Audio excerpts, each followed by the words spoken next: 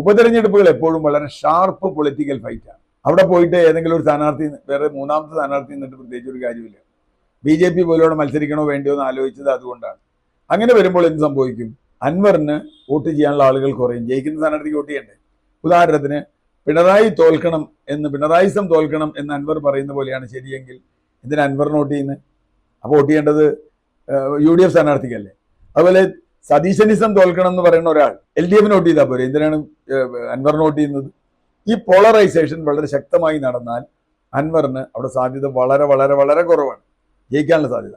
ഇനി കുറെ വോട്ട് പിടിച്ച് ഏതെങ്കിലും ഒരു സ്ഥാനാർത്ഥിയെ തോൽപ്പിക്കാനാണ് അൻവർ ശ്രമിക്കുന്നതെങ്കിൽ അതും അൻവറിന് ഗുണകരമാവില്ല. കാരണം അൻവർ UDF ജയിച്ചാൽ അൻവറിനെ പിന്നെ ഒരിക്കലും UDF എടുക്കില്ല. UDF തോറ്റാലും അൻവറിനെ UDF എടുക്കാനുള്ള സാധ്യത വളരെ കുറവാണ്. കാരണം UDF തോൽപ്പിച്ചു എന്നുള്ളതാണ്. അതുകൊണ്ട് അൻവറിന് ഒരു രാഷ്ട്രീയ ഭാവി ഞാൻ അങ്ങനെ കാര്യമായിട്ട് കാണുന്നില്ല. പിന്നെ UDF ആണ്. കുറെ കാലം കഴിയുമ്പോൾ ഇപ്പൊ DIC പോയി തിരിച്ചു വന്നവരാണ്. അങ്ങനെയൊക്കെ ഉണ്ട്. DIC പല പാർട്ടികളും UDF പോയി തിരിച്ചു വന്നിട്ട് കേരള കോൺഗ്രസുകൾ പലവട്ടം പോവുകയും വരികയൊക്കെ ചെയ്തിട്ടുണ്ട്. അതുപോലെ അൻവറിനും അയക്കാം. പക്ഷെ അൻവർ ചെയ്ത ഏറ്റവും വലിയ ചതി ഈ നിലമ്പൂരിലെ ജനങ്ങളോട് മാത്രമല്ല, ആ ചതി ഒന്ന് തൃണമൂൽ കോൺഗ്രസിനോടാണ്.